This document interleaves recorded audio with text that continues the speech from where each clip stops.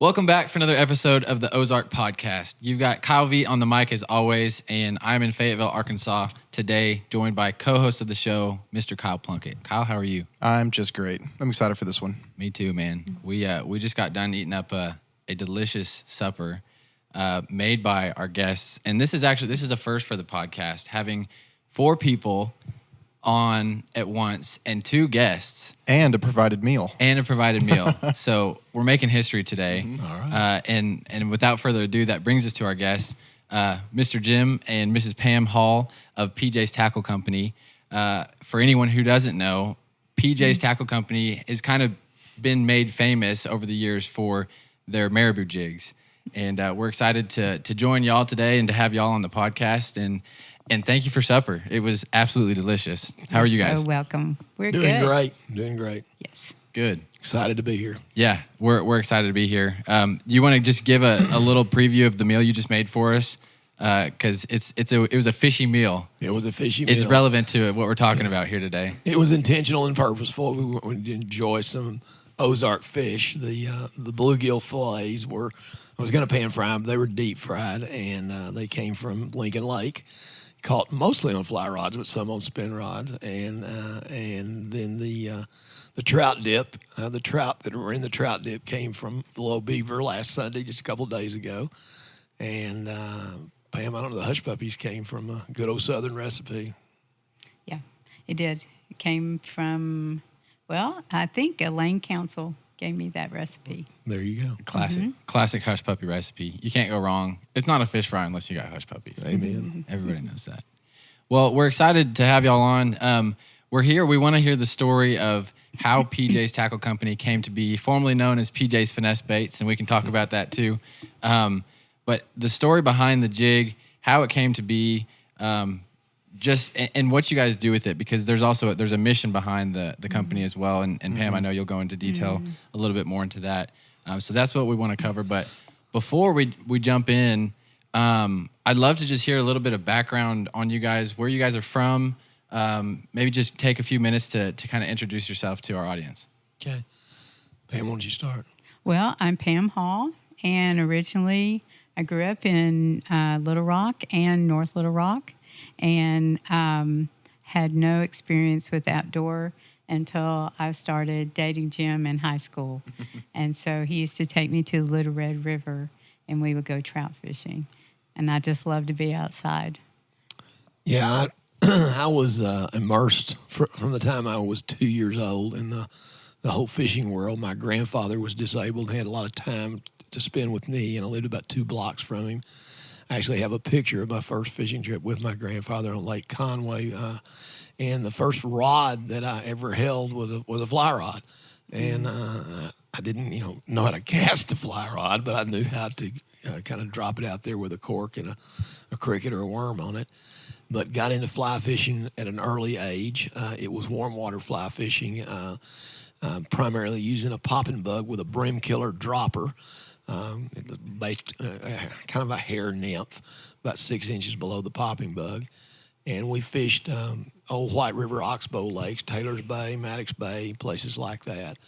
And spent a lot of time doing that. And my grandfather was disabled, and back then we didn't have trolling motors on boats. And if you wanted to cover any water, you had to learn how to scull a boat. And That's pretty unique. I've never heard of this until we were talking the other day. Describe what that is for everyone. Sculling in certain parts of the United States means something totally different. It means actually paddling from the back of the boat and using a different technique with a longer paddle. But in the South, sculling means sitting at the very front of a 12 to 14-foot aluminum flat-bottom boat and reaching over the front of the boat with a I call it short arm paddle, a very short paddle in one hand, and basically making the paddle blade an extension of your hand. And you can propel the boat pretty rapidly once you wanted to do it. And then, of course, you're guiding it too. And then you fly fish with the other hand. And I'm right-handed, so usually I'm sculling with my right hand and fly fishing with my left hand. And my grandfather was disabled, and he didn't have a lot of strength to do that. So he taught me quickly, and by the time I was probably 10 years old, I could fly fish with one hand, scull with the other hand. And That's pretty impressive. And I fly fished hard till I was 18, and then when I graduated from high school and started college, I was always intrigued with the Ozarks and wanted to come to Fayetteville, somewhat to go to school, but mainly to be in the Ozarks. Yeah. And I spent 4 years of college primarily fishing and canoeing the Ozarks, and I started using an ultralight, put my fly rod down, never picked it up again really until I was in my 50s. And That's a long time to long go time. without fly fishing. yeah, anyway, and then lots of other things, the duck hunting and all the other outdoor stuff that you do in Arkansas, I did. And Pam, I jumped in the middle of that. I'll tell one funny story on her that's nothing to do with fishing. One of the things that attracted me to her in high school was her sense of adventure. She was the only girl. We used to bridge jump a lot. I don't think it's legal now. It may not have been legal then. It On wasn't Greers Ferry legal Lake. then. Yeah, On kids, Greers- if you're listening, don't go jumping off. No, the don't bridges. do this. And we used to jump bluffs and bridges on Greers Ferry Lake, and she was the only girl in the group that we ran around with that would jump off the bridges with me. So that was one of the things that attracted me to her. But anyway, we eventually got married, and that's a whole other story. But I've spent, since I was 2 years old, most of my life in the outdoors in Arkansas. Yeah, yeah. So y'all have been together now since high school. How many years? Well, if you add that in, I don't know. We've been married 48 years. I'm 70, and Okay. she's 68. Golly, that's crazy. And so I don't know. I guess 14 to 60. That'd be about 54, 55 years. I don't know if we we've been can hanging count out with that each other. high. So at what point did you kind of, obviously you grew up in the outdoors, but was there a moment at a young age where you were like, man, this is like one of my formative memories, something I always look back to, that I kind of discovered a love for the outdoors? Oh, wow. I don't know about one moment in time. My grandfather was, I guess, a great teacher, and he was very kind and gentle person. And I guess just his love for fishing and transferred to me. But I can't think of a moment in time that was any aha moment. I was obsessed with fishing and hunting from the time I was very, very little. My father was he was a fighter pilot in the Air Force, and he didn't have a lot of time to spend with me in the outdoors. He spent some, but mainly it was my grandfather.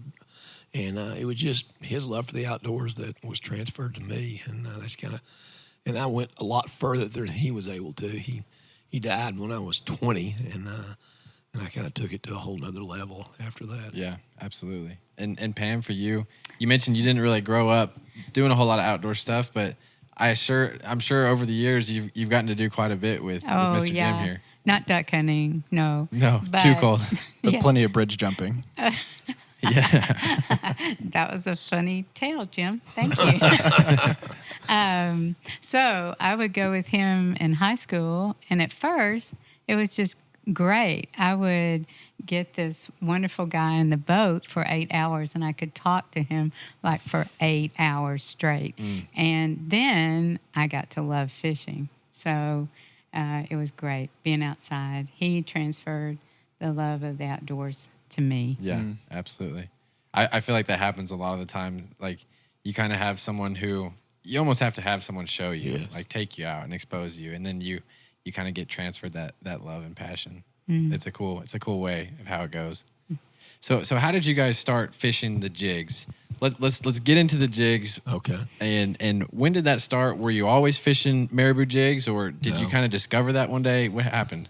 Well, yeah, we did discover that one day.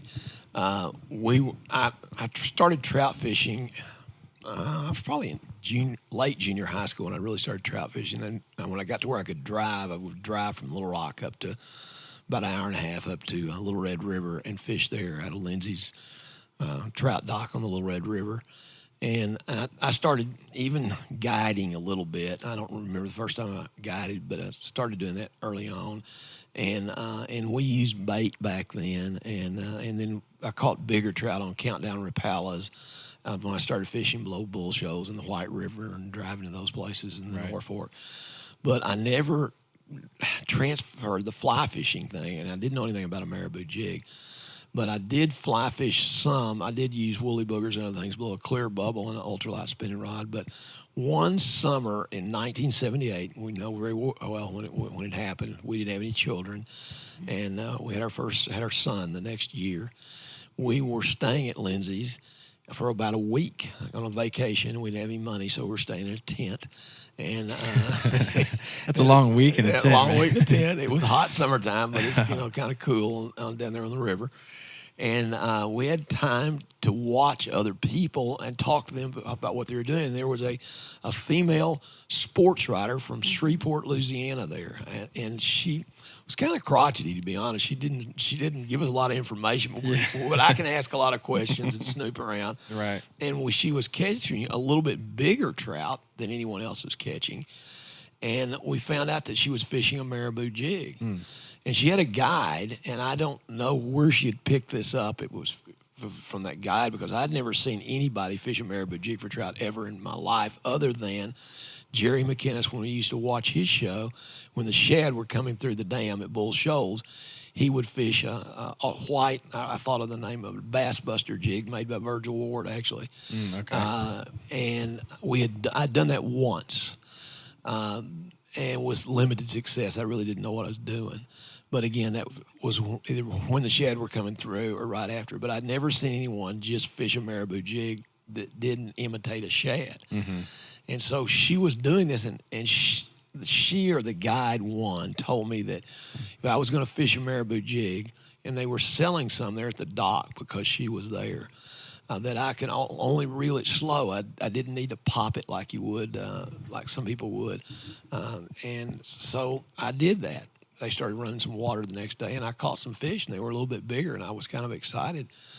But it was pretty slow, and I decided I was going to go to a place in the river up around these islands where I could see the whole bunch of small fish and watch them react to the jig. And so I started trying to develop different techniques, reeling fast, reeling slow, doing the thing. And I noticed that if I popped the jig with my wrist and I caused it to shoot up in the water column, that the fish would be attracted and get excited, but they would only hit it when it fell. And so I started watching them hit, and I started catching fish after fish, and I thought, I'm going to go blind fish, do this for an hour or two. I'm just going to discipline myself to go down in deep water where I knew there were bigger fish, not sight fish because I couldn't see them, and just do the same thing and pretend I can see the jig in the water column and watch my line for the twitch if a fish hit it, or just develop enough pop to set it. And it worked incredibly well. I started catching really large trout, and for the next 10 years, I was completely obsessed with this, and no one was doing it. And everywhere we went, it was just phenomenal. We were catching, 2 to 6 pound rainbows just left and right. I'd never done that on the Little Red. Wow. And then I discovered the North Fork. And that's a whole other story. But I remember the time I first took Jerry and J.D. Dudley jig fishing, and by that time I was kind of getting tired of it a little bit. Yeah. And I remember specifically we caught over 200 trout that day. That's so for anyone listening, I think it's episode 4. We interviewed J.D. Dudley of D2 Jigs, and y'all's story is very intermingled. It's very connected. Well, they're close friends of mine. Exactly. And so that story is actually told in episode 4. I think JD actually told the story of the day that y'all went out and caught 200 plus fish on these jigs. Yeah, I got so tired of it. It was really, really hot day. I think it was July or August, and temperature was in the mid-90s. And I finally made them take me to the shade and let me out on the bank and let them keep fishing. I went to sleep. But it was... Jerry took it to a whole nother level. So was anyone doing the jigs? I want to come back to that, but you mentioned there were marabou jigs out there, but they were fishing them different. You said y'all were the only ones doing it. And they weren't high quality. A lot of you had to buy crappie jigs from most places, and they'd have a gold hook on them or something, which didn't work very well. Yeah. And they wouldn't have a lot of hair on them, and they just weren't high quality jigs. We found a lady over in Hardy, Arkansas. We called her Granny Klosterman. Her name was Ellen Klosterman. She tied till she was probably in her 80s. And that's where we bought all of our jigs. Jerry, once I got Jerry doing it. And then the friends in my sphere of influence, we all became obsessed with this. And I'm sure there were pockets of people in the United States doing something like this, but as far as we knew, we were the only ones doing it. Yeah. But I've done a little research, and I know that the marabou jig fishing did start with the white jigs. I actually think it did start on a fly rod over below Bull Shoals, and it was, I think it was to imitate the shad, but it was developed in the Branson area on Lake Taneycomo first, okay. I think. Yeah. And anyway, it kind of spread a little bit from there. But anyway, that's what we were doing. But Granny Klosterman eventually got to where she couldn't tie jigs anymore. Mm-hmm. And Jerry started tying for us, Jerry Dudley, JD's dad. And then he eventually became allergic to the dandruff in the marabou, which I'm pretty allergic to it too. You are too. I don't tie. Pam ties everything. Yeah. And so, Pam, I'm going to let you take it from there. So I was at a point in my life where I thought, I need to find something that I need to do with my hands. And I kept asking God, what does that look like? And I felt like he gave me a verse in Thessalonians about work with your hands and make it, mind your own business and just work with your hands. And so I thought, well, what does that look like? And I think it was the next day that Jerry called me and said, hey, I'm allergic to feathers, and can I show you how to tie jigs? And I thought, well, I could be another Granny Klosterman, maybe. I could be a Granny Hall. So I went over there one afternoon, and he spent an afternoon teaching me how he tied jigs. And so I came home and practiced and kind of took it from there, took it slow. And you had been fishing with them up to that point. You said Jerry was making them just for y'all's kind of immediate friends, or Yeah. Well, Jerry was tying some for Phil Lilly at Lily's Landing in Branson, and he was tying for us. And there was an overlap. I think Ellen Klosterman still tied some, but really that was about it. Yeah. And if we had to get somebody tying the jigs, yeah, and Jerry keep fishing. And Jerry had become allergic, so Jerry kind of passed the baton to Pam. Okay. And then Pam started developing it. Then we started trying to connect it to. We have some other things we do in life other than this, and we started trying to connect it to mission work in underdeveloped countries or developing countries where mission organizations associated with some local churches were working, and we tried it in Tibet. That was a disaster. Didn't work. Logistics were a nightmare, and it just didn't work out. And then we tried it in Honduras, and it worked okay on and off there, but it eventually kind of died out because the people that we were working through left, and now Pam has it. And then a missionary couple from Guatemala called and said they needed a business, a mini business down there. And so I flew down there with supplies and trained some ladies there. So now I get to employ 3 single moms down in Guatemala. And they help me, and hopefully I help them. Yeah. And I'm really happy about that. Yeah.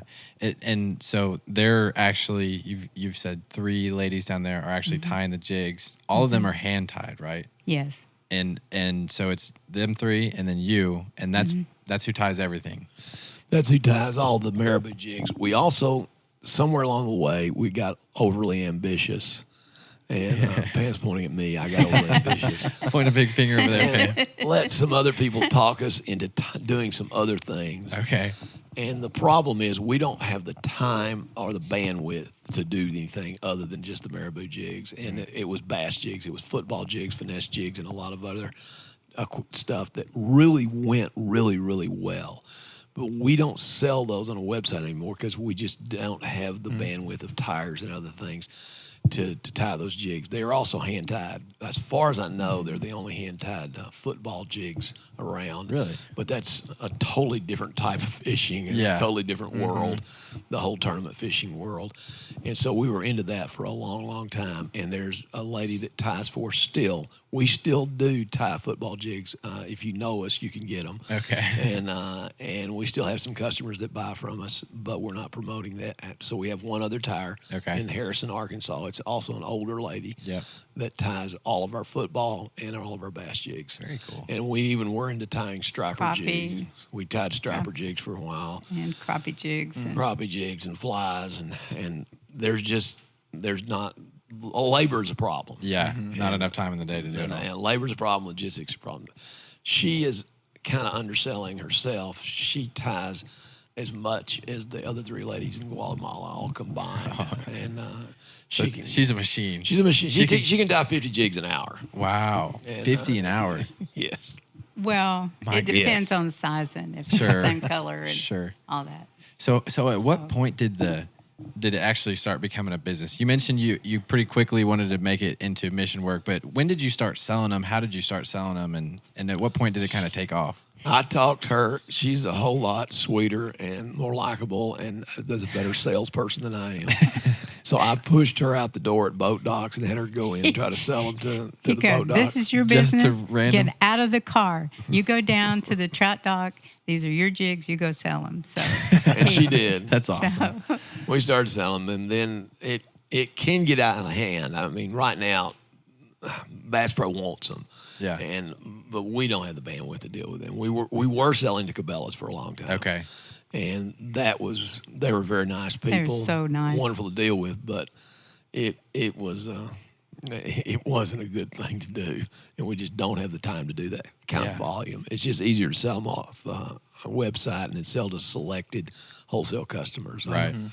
Southtown Sporting Goods, Lily's Landing, and other places where we know the people, we're friends with them, and Absolutely. sell to them. So Yeah. don't mean to Hook, line, sound and elitist, sinker. but we just don't have the time or the tires, quite frankly, Right. to do it. So Yeah. we've just got a whole lot of other things we do. Yeah, I see them. I think y'all sell them at the Beaver Dam store. Yes. I see them up there all the time. Anytime I'm Yeah. in there, they got the whole wall filled with them, and I think that might have been the first place that I fished the PJ's jig as I've kind of known it.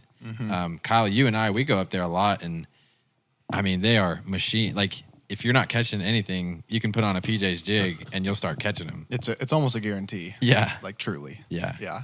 We- It's the 1/125th ounce is my favorite down there. Either white or the peach olive. Yeah. Do y'all have a favorite? Inside secret. Yeah, inside For all you listeners. For all you listeners, if you're trying to catch some fish up there, that is what you should throw. depends on what time of the year it is. My favorite is sculpin olive peach. Yeah, that's what you're talking about. Yeah, Sculpin, olive peach. That's the. that's Yeah, the color. that's the technical Okay. name of the one you're Hey, talking. I'll get it now. Peach olive, and I like it with the special head, an orange head instead of the light brown head. Oh, okay. But anyway, that's my favorite go-to jig. Yeah, they're awesome. I really do use them all the time. And they're versatile too, right? They're fly fishing, they're spin fishing. Yeah. There's a lot of versatility to them. Yes, I mean that's a whole. I mean, if you want to start talking technique, it depends on what you're doing. But and I want to say that when we first started doing this, fishing, like Jerry Dudley and I would go up at I'm talking about JD's dad. Right. Would go and fish trout tournaments on Taneycomo. And I mean, we wouldn't win every time, but we'd always get a check, and sometimes we'd win. They were just incredible at catching fish, and they still are. They'll catch. Now I've had the privilege of, that's a whole other story, of fishing all over North and South America and Alaska and Canada and all that with the jig. And they will catch salmon just as fast as they catch trout. Really? And they are phenomenal salmon. Now, obviously, the 1/125th, we're not going to use that for salmon. You're but sizing up a bit. You're sizing up, and you're sizing up the hook a little bit. You have to strengthen the hook. We sell a tournament quality marabou jig that she ties. It has a gamakatsu hook in it. Okay. That's a stronger hook Yep. and a little bit bigger hook, and that's what I use for salmon fishing. But I've caught salmon up to 30 plus pounds on a fly rod. Wow. with It's a dream. jig. That's incredible. That's a dream. And it's taken you all over the world a little bit. I know you had a friend who you guys would go on trips, and you've got to go. Tell us where. You've been a lot of places. I can't name them. People are going to get extremely jealous of these stories. I've been to Argentina about 5 or 6 times, and to Chile 5 or 6 times, and British I got Columbia. to go to Argentina Pam's been one to time. You got to go too. Pam's Yes. been to Argentina. He was nice enough to bring you along. Yes. Pam does all the work. Jim does all the fishing. Yeah, I test her products for her. There we go. Somebody's There you got to go. do the hard work. Yeah. Somebody's got to do the field work. You know? Thank you. Thank you. How can I get on that payroll? Yeah. The field work Be payroll. a pro staffer Yeah. over here.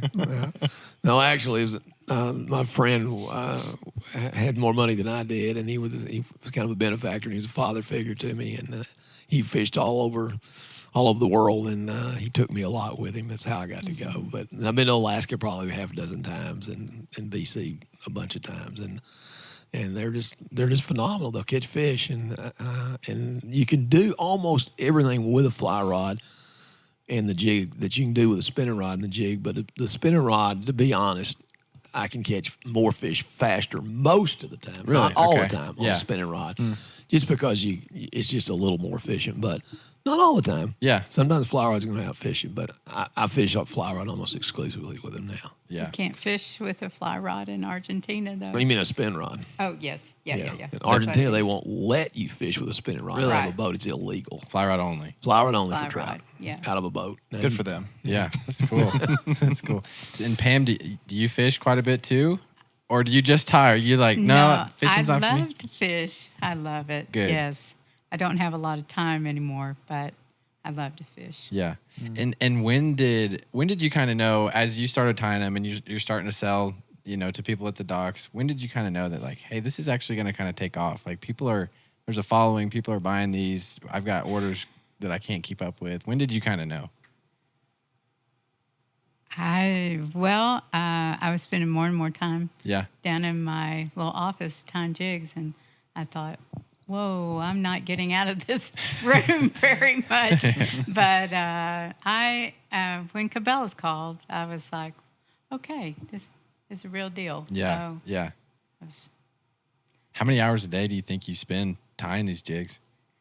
Jim has a different opinion of how long I tie. She has 2 other jobs in addition to being a mother and a grandmother and a wife that require a lot of her time, and she forgets that she spends a lot of time in those 2 other jobs that she gets paid for. And so I'm saying she only ties 15 to 20 hours a week max. It seems a lot longer than that, but Yeah. whatever you say. I tie a lot. I go in on Saturdays or go in Sunday afternoons or whatever to get it done. Obviously there's other things that running the business other than just tying the jigs. You have to order all the product and get it in. And with COVID, it's been hard to get the supplies we need. And it's not so hard anymore, but it was. And so I do all that for her and help her with invoices and just minor bookkeeping and things like that. Yeah. Yeah. But okay, I mean, if you want to talk technique or Yeah, what do you want let's to get go to into next? tactics, because I think there's a lot of people here, and these are fish catching machines, but they don't necessarily know how to use them. Well, Kyle, before we get into tactics, Okay.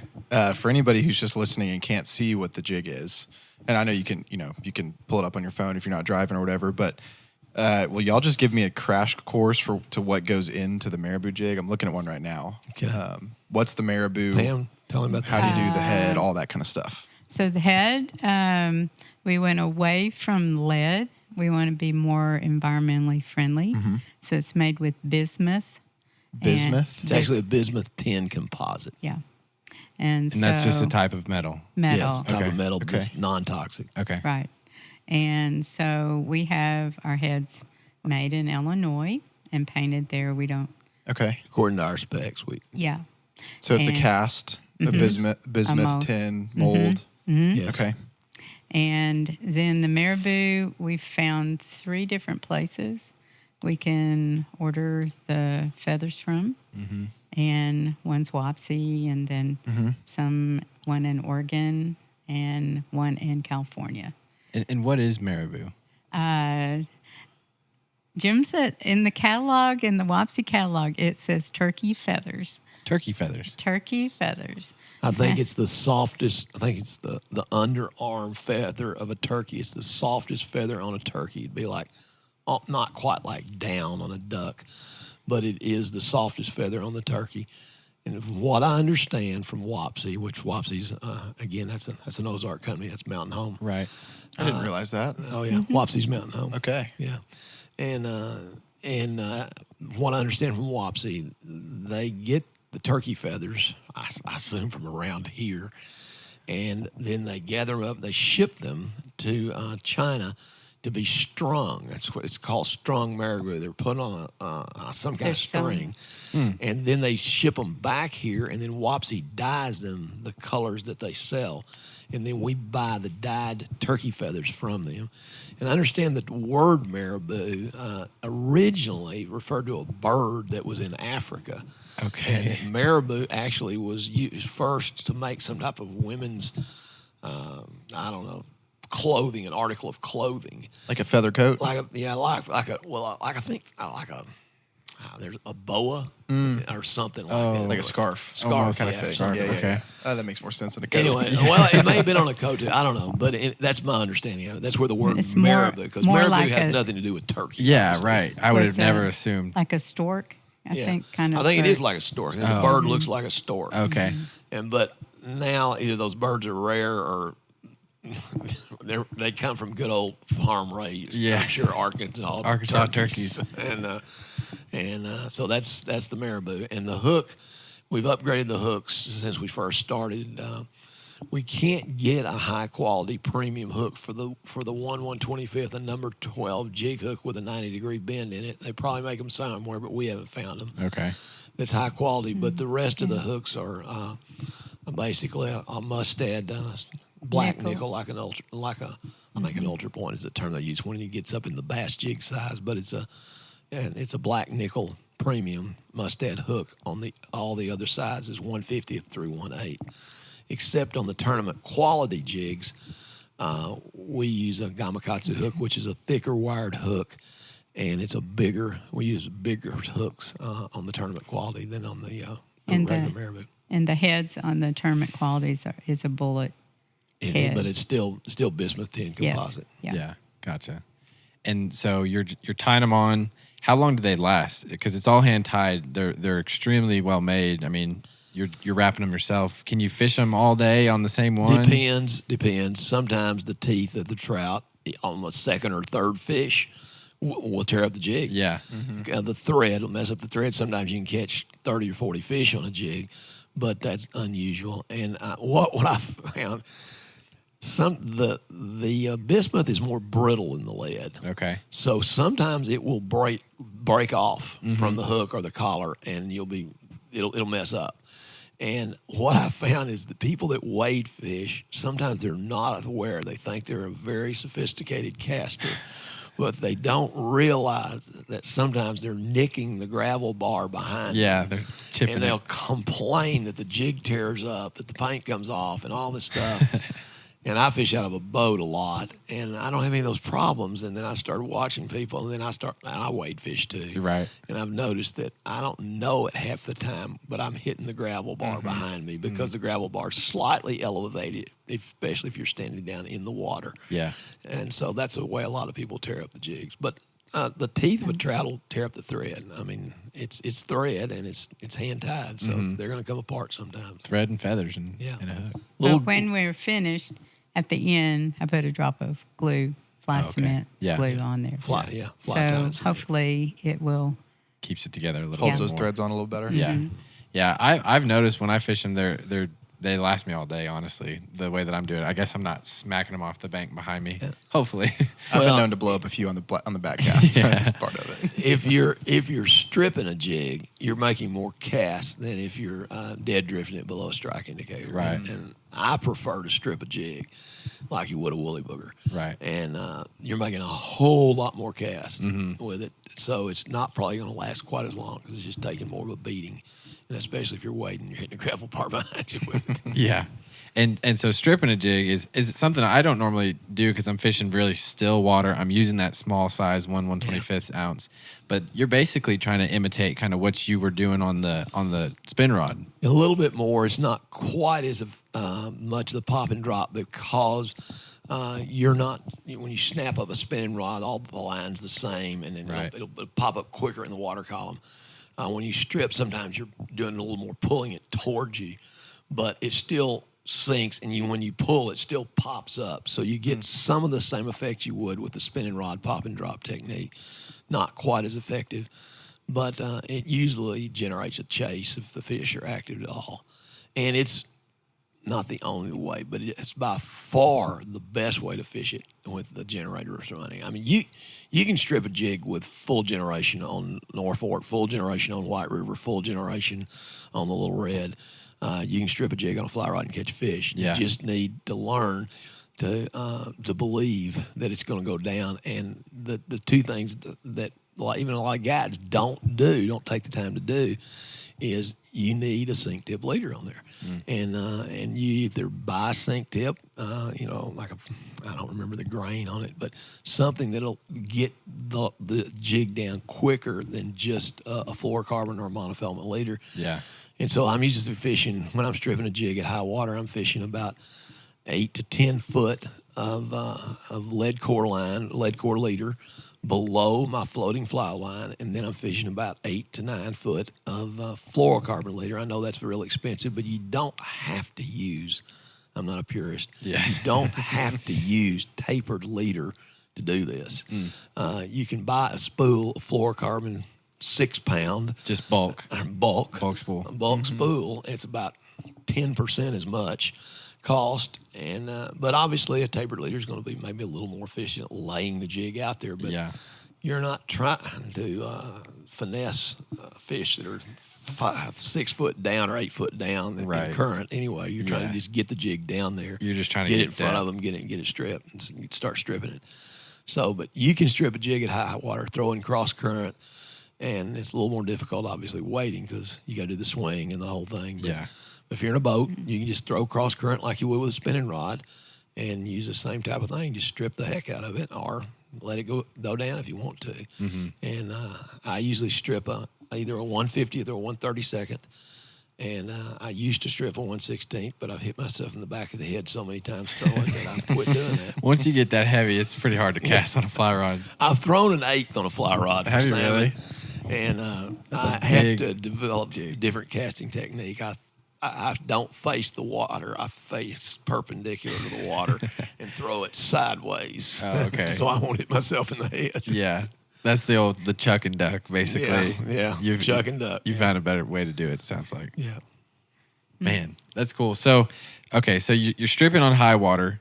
If it's lower water or there's less current, you can kind of get away with the 1/25th, or that's what you kind of want to go You to. can still strip a 1/125th at low water. I do it a lot. Okay. You just don't use a sink tip leader. I use fluorocarbon almost exclusively unless I'm dry fly fishing, Right. obviously. But fluorocarbon sinks, monofilament doesn't. It's as simple as that. I mean, monofilament sinks very, very slowly. It's got buoyancy. And so I'm going to spend the money, and I'm going to always have either fluorocarbon leader or, like I said, a straight fluorocarbon line. And I don't do the whole tippet thing with a 2 foot of tippet. I know that's heresy for a fly fisherman to say I don't do purist. that. I'm too old to tie that many knots. And so I'm tying straight on the end of my leader, whatever it is, but I'm using fluorocarbon. And usually fishing a 3X or 4X fluorocarbon at high water if you want to know the size, and then depending on how spooky the fish are and how leader shy they are, either probably about a 5X if I'm fishing straight. But so what I'm doing at low water when I'm stripping, I'm just throwing out and stripping without a sink tip leader on there. Oh, okay. So you don't have it doesn't go down as fast. Yeah. But you don't want it to because you don't have enough water skinny anyway. Yeah, So, yeah, I gotcha. And do your tactics change kind of throughout the year, depending on the weather or factors outside of just water level? whatever the fish are doing. Yeah, well, it definitely changes with the water level. Right. I'm not fishing a strike indicator at high water rarely. Right. But I mean, you can if you're in shallower water, throwing right against the bank and know what you're doing. You can fish a strike indicator on dead drift, but I'm not seasonal. No, I mean, when they're blowing up shad below bull shoals, yeah. Honestly, what I'll do is I can't remember the names of those things. I'm blanking on them. They're not really a dry fly. They're like a tube jig with no weight in it, and it's white. And you use it as a strike indicator and then do a dropper off of it with about a 150 a jig on it. Yeah. And but those fish are so crazy when those shad are coming through that they're blowing up everything. And a lot of times you get a double. Mm-hmm. They'll hit the white. I'm blanking on the name of it. There's a name that all the guides use for the white thing, but It's not like a mop fly, is it? no, I fished a mop fly, and those are incredible. Yeah. I've caught a lot of good fish. That's another one that purists would say, no, never, not a mop fly. And I don't understand why a mop fly works. Sometimes it works better, to be honest. Sometimes it works better than a marabou jig. Okay. And I do not understand. You don't know why. why. Looks like a floating grub. Just some kind of worm. Is that white fly? It's about 3 inches long, white foam Yes. with a hook. Yes. It's got eyes on it. Yeah, Yes. that I don't know what it's called, but I know there's whenever I first got into bass fishing on a fly rod, I was trying to catch smallmouth that'd blow up off the top early morning stuff, and I kept throwing that fly out there, and they would kill it. But it floats like crazy. Yeah. because it's 3 inches of foam. Yeah, Got it's a lots of foam. big old, almost like a bass hook in it. Yeah. And It makes sense you could drop a jig under that and Right. have it kill it from the top, or take your jig off the bottom. Yeah. That's fun. And so what does the jig, obviously the mop fly kind of looks like a worm. What does the jig actually kind of mimic? You got me with that one. Yeah. A lot of people say a lot of things, but there's a lot of aquatic insects, and I think it's just the movement. My theory is that I use a term to describe the fact that marabou breathes, is what I call it. It undulates in the water. Mm-hmm. You can be fishing crazy enough, and people didn't used to do this to start with. It took a few years for people to, even me, I didn't believe that this will work very well, but completely dead water, strike indicator, 1/125th ounce marabou jig, throw it out there and just let it sit. And my theory is that marabou, and I've watched it, I know it does, it breathes even the slightest movement of wind or anything, or nothing at all, the marabou undulates. It's the silky tentacles hang down, and they're so fine and so flexible that they just move a little bit in the water. I don't know that it's imitating any specific aquatic insect or anything else. It just looks alive, is what I think. Yeah. Just looks like food. That's Yeah. all that matters. It makes sense because that marabou is so fine. I mean, it doesn't take much to bend that at all, I would imagine, underwater. No. And what's funny is that technique, that dead drift technique, has now been developed by bass fishermen. I was trying to think of the floating fly is what they call it. It's a floating fly technique, and they're fishing in the wintertime on a lot of lakes with smallmouth in Kentucky's. Not so much largemouth, but smallmouth in Kentucky's. And I've done some of it when I used to tournament fish. They'll fish with about a 12 foot of line, 10 to 12 foot of line below a plain old cork, like a crappie cork. Yeah. On a long spinning rod, and just fling it out there and let it sit. In still water? And in a lake. In a lake. Wow. I'm not talking about a river. Really? Just let it sit. And they'll use different colored jigs, but a lot of times it's white, which imitates a shad, of course. But it can be pretty deadly in really cold water for Kentucky's and smallmouth. Yeah. And so they've kind of transitioned that over into, in fact, we sell a lot of tournament quality jigs, 16th ounce, 8 ounce in upper Midwest, where Canada, don't you? Where do you sell? Well, Wisconsin and upper Minnesota. Mm-hmm.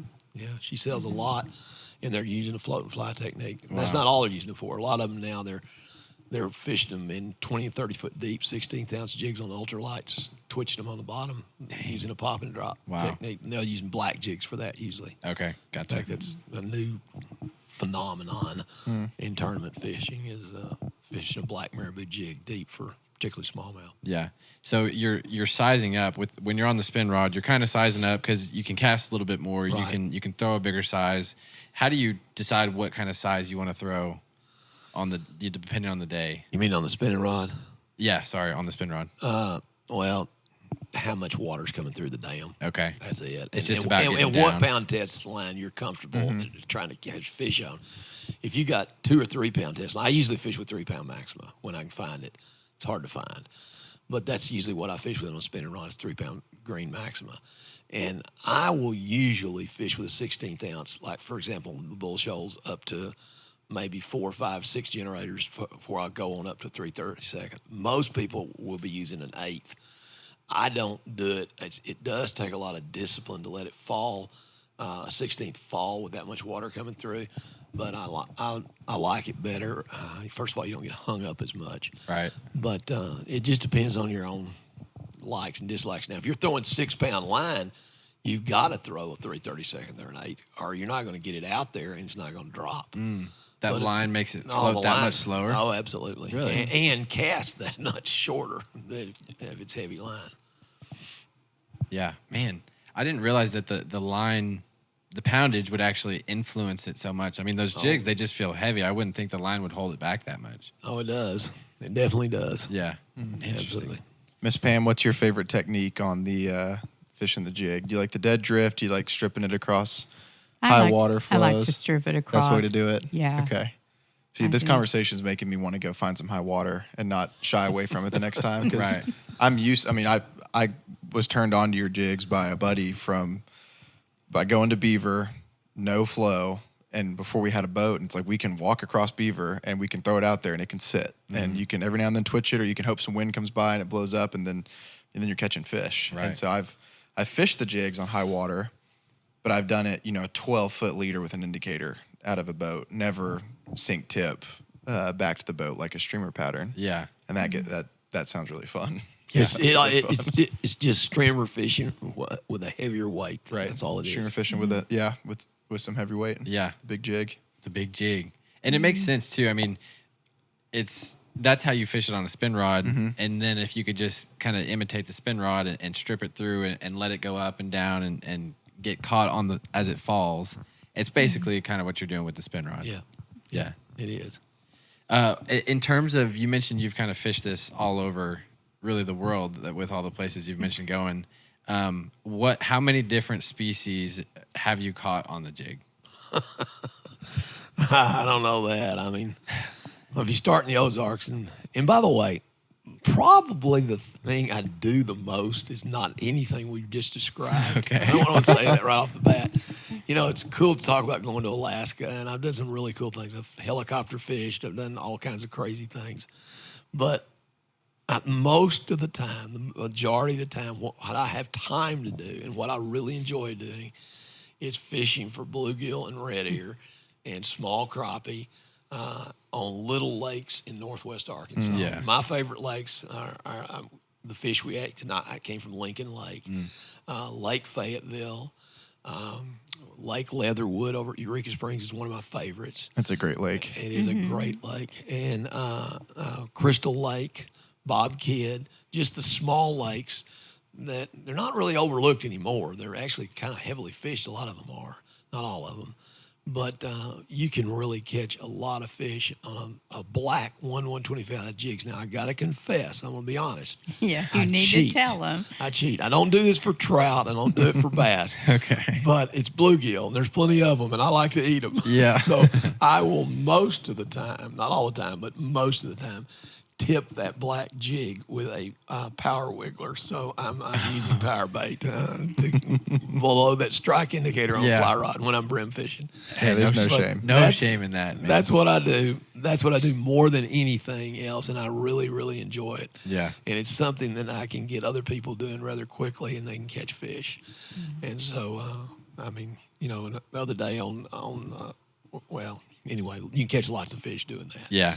And that's what I like to do. Okay, some of the other fish, obviously all the Ozark fish, the rock bass, the goggle eye, the long-eared sunfish, I guess goggle eye are technically green sunfish, bluegill, red ear, crappie, bass. I've caught stripers, caught smallmouth, caught largemouth. all the fish around here, walleye are more difficult to get to bite. Eowyn, our granddaughter, caught a catfish. Yeah, we've caught catfish. really? That's on- cool. Oh, yeah, we've That's got cool. catfish. She prayed one day she'd catch a catfish, and I said, honey, you're not going to catch a catfish. We're going brim fishing. She And goes, oh, no, I prayed. Yeah, she did. She And got she a catfish did. at Lake Fayetteville, about a 3-pound catfish. Second fish she caught, about a 3-pound catfish. Oh my gosh. I was like, oh my gosh. And a black jig. So all the Arkansas species that I Right. can think of course, the trout, the brook trout, the rainbow, the browns, and all the species of trout in Arkansas. Yeah, I've you caught pretty on a much jig. covered Arkansas. So I've got Arkansas, and even, I think I've caught sauger. I don't know. I don't know about anything else. I don't think I've ever caught a gar on a jig. Maybe I have at the Buffalo River. Okay, worldwide, I've caught.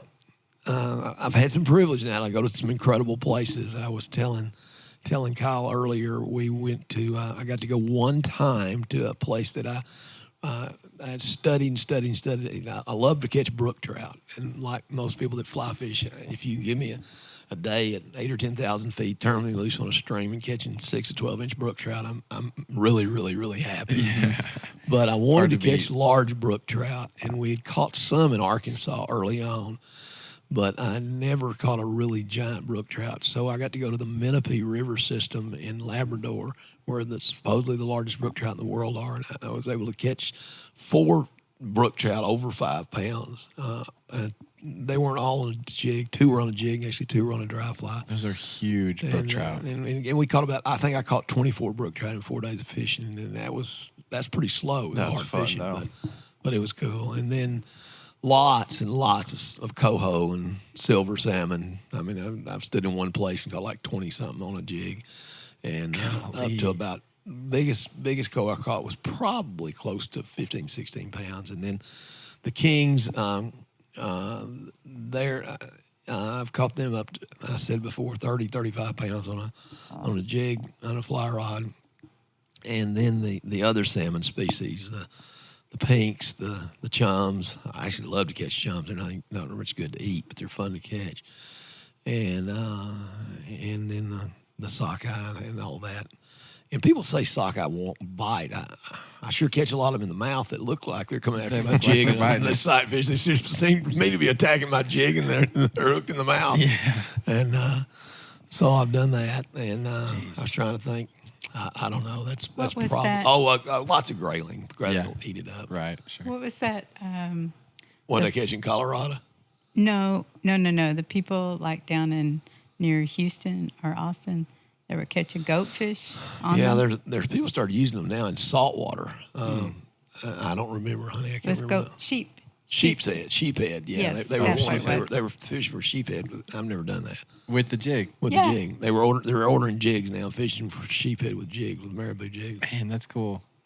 Pam, do you ever kind of have a moment where you're like, man, I'm making these and I'm sending them out and they're going all over the world, and you kind of realize your creation is making this incredible journey across the planet and Tell them catching fish all over. about your favorite customer. Oh, I have a really nice man that lives in Japan, and he sends me pictures of beautiful, beautiful trout in Japan. Wow. Yeah. Different species than we Different, have. totally different, and they're just beautiful. Their color is just beautiful. How did he even find your jigs in I Japan? have no idea. I have no idea. Oh my But God. he contacted us, and we ship them to him. Yeah. Man, Yeah. that's One- cool. Yeah. That's very cool. I didn't know there were trout in Japan. Oh, they're beautiful. We got to go to Japan. All right, that's it. We're going to Japan. Yep. Ozark podcast goes to Japan. Goes to Japan. Headed to Tokyo. Well, you said saltwater. I was waiting to tell you off mic, but it's now, I guess, part of the story. Go on.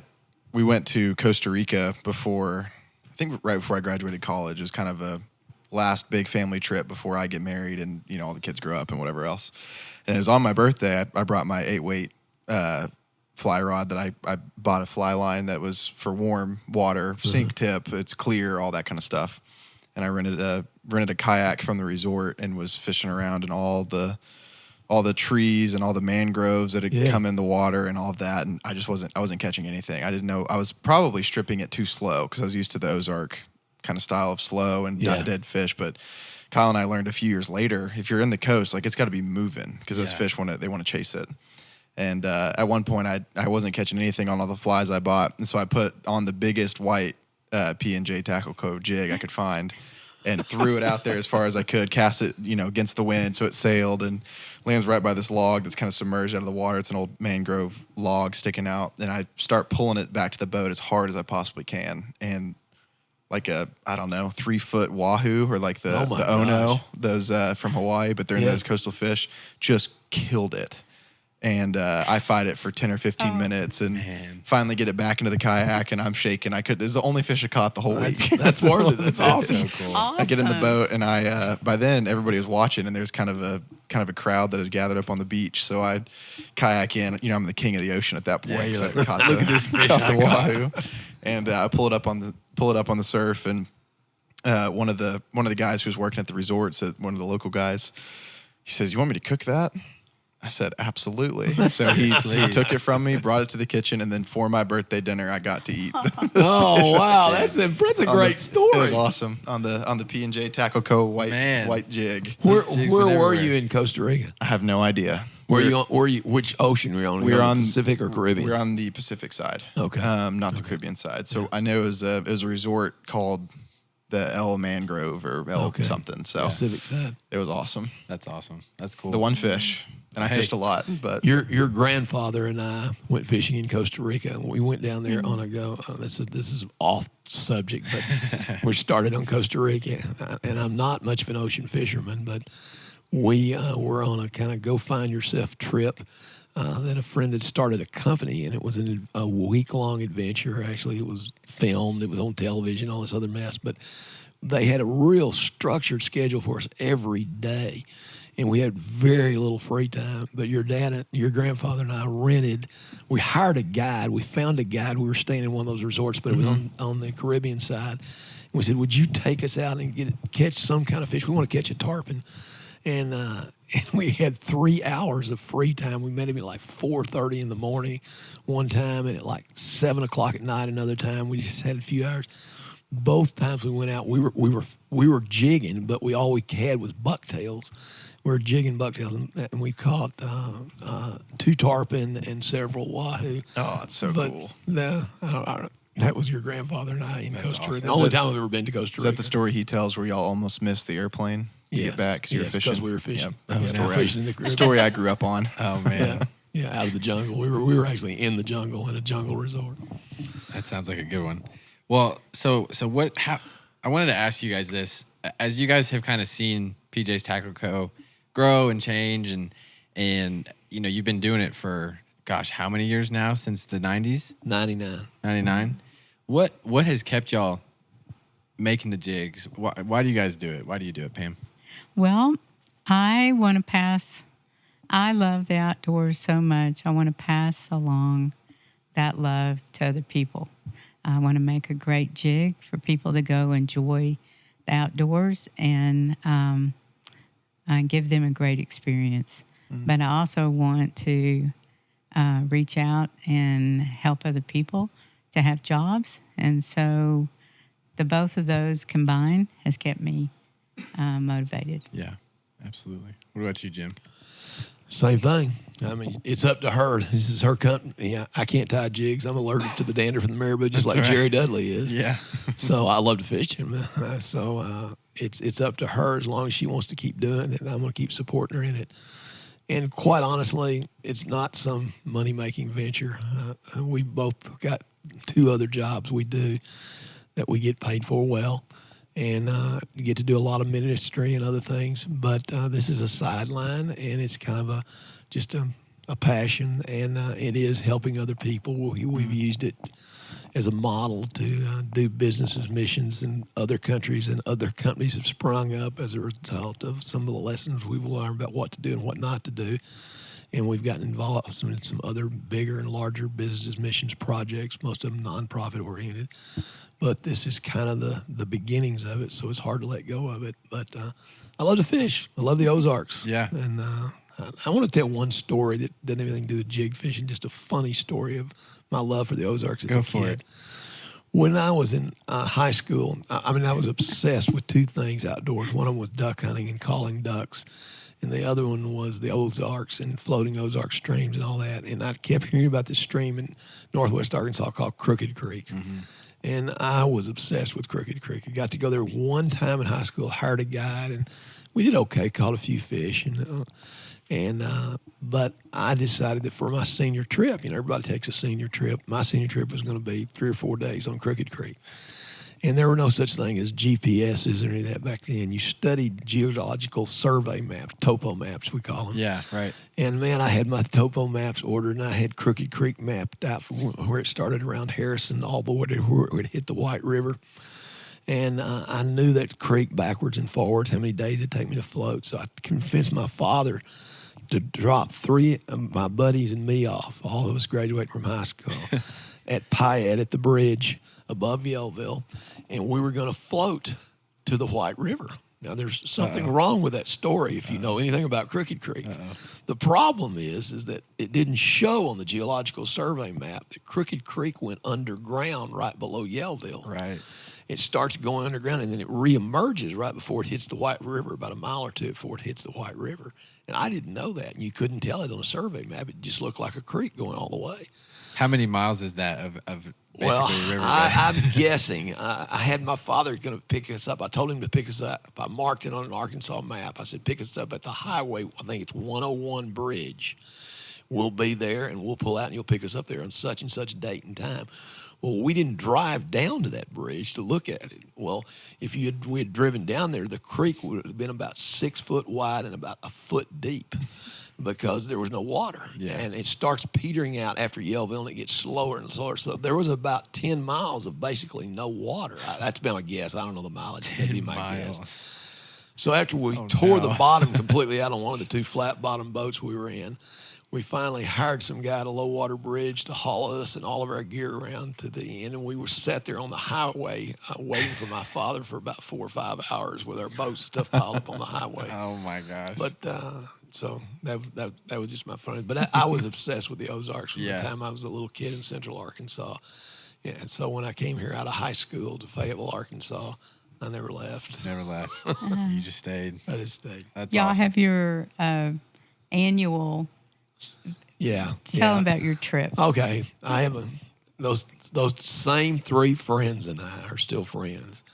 One of them went on to achieve a lot more successful life than the other 3 of us did. He became the COO of Verizon. And he lives on the East Coast, and he was best man at my wedding. And the other one owned a fence company in Little Rock, and the other one was in the automobile business.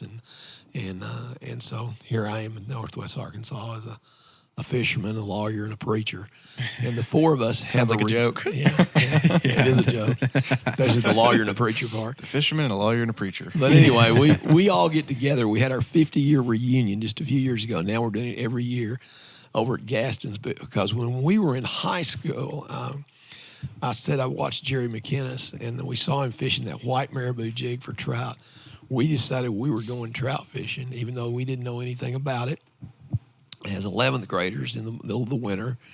And I was an Eagle Scout at an early age, and so the kids would always use that as a tool to get to go somewhere.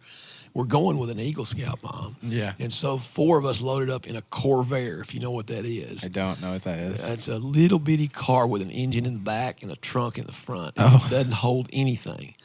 And we took a 9.5 Johnson motor, a 6-gallon gas tank, a giant wall tent, sleeping bags, and took off in January where the temperature was getting down to 20 degrees and camped out and went down to Gaston's dock and asked them how to trout fish the next day, rented a boat from them, and caught a limit of trout. But your friend carried the motor we in literally the back seat. took turns carrying the motor in our laps because you couldn't get all this stuff in the trunk of a car. Oh, my God. So now, when we're a little older and wiser, and we hire fly fishing guys. You have a little bit more money. You don't have to rough it so hard. So we stay at Gaston's and fly fish for 2 days with really good guides, fly guides.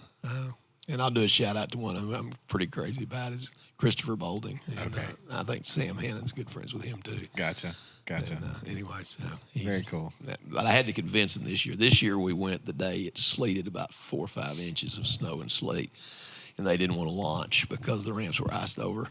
And So you're still going in the winter? Oh yeah, Even we after- always go in January. That's Yeah. February. Excuse me. Okay. February. And it was the worst day of the year. In fact, I got a picture of us standing in the boat with about 3 inches of sleet in the bottom of the boat, and the guides were not going out. And I said, if I clear the ramp with a shovel and salt, will you launch? And they said yes. So I went to the state park dock and cleared the ramp enough that we launched, and they Oh, my fished. goodness. It only lasted 4 or 5 hours, but we kidding. got a little fishing in it. And we killed them. There was only 3 boats on the river because nobody could launch. Yeah, no one else is fishing. Yeah. That's amazing. Kyle, it sounds like we're in good company because we have some stories like that. We do have some Just stories. I was about to obsessed say with catching fish and we have not been knowing out what we're there doing. on some terrible days where that water is freezing on your line, on Yes, the yes, eyes, your yes. guides of your rod, and gosh, you got to love it to be out there fishing on those days. I love it still. We lived out of the Toyota Tundra for a week post grad of college. That's right.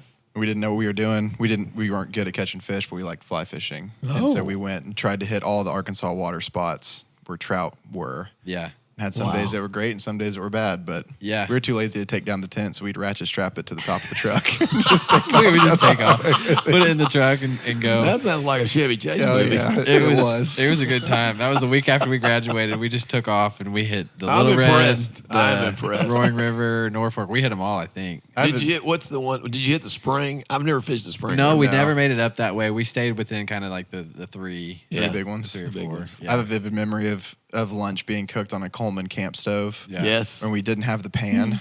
And so we just threw a trout down on the on one grill of the open Coleman flames. stove. Yeah. Oh, man. That doesn't And then sound good. we had a can of what are those SpaghettiOs? Yeah. SpaghettiOs opened up and also set on the other side. That was our meal. That's right. Yeah, we cooked it in. That doesn't sound very good at all. It was pretty good at the time, but We were having fun. nowadays I don't know if I'd opt for the same meal. No, I wouldn't either. But it's definitely, it goes to the testament of people love fishing. I mean, Yes. if you're obsessed with it and it doesn't matter what the weather's doing, you're going to be out there. Yep. It's a good time.